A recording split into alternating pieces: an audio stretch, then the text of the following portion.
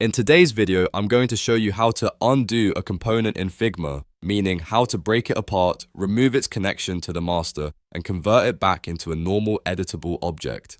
This is super useful when you're working with UI kits, templates, or design systems, and you want full control over an element without being restricted by component rules. Let's go through it step by step.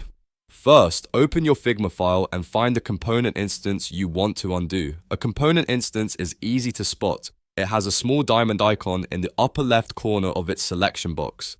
This tells you that the element is linked to a master component somewhere in the file or library. Once you click on the component instance, take a look at the right-hand sidebar. Under the Design tab, you'll see a panel called Instance or Component Properties. This lets you see the name of the component, its variants, and any properties tied to it. If it's a complex component, you might see toggles, text overrides, or nested variants too. But if your goal is to undo or break the component entirely, there's one key action you need: detach instance.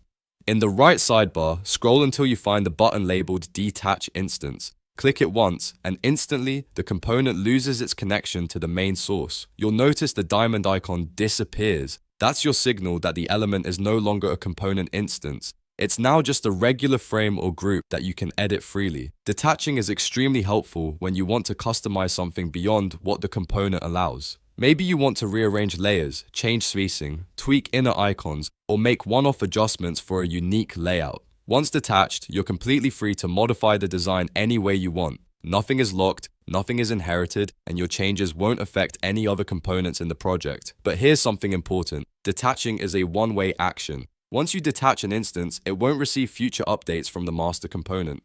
If the design system gets updated later, your detached element will stay exactly as it is, so make sure you detach only when you truly need the element to be independent. If, on the other hand, you simply want to remove a component instance, not detach it, just select it and press delete. This removes the instance from your canvas, but keeps the main component safely stored in your assets panel. Deleting an instance does not delete the original component. So to recap, open your file, click the component instance, go to the right sidebar and hit detach instance to undo the component completely. It's fast, clean, and gives you full creative control when you need it.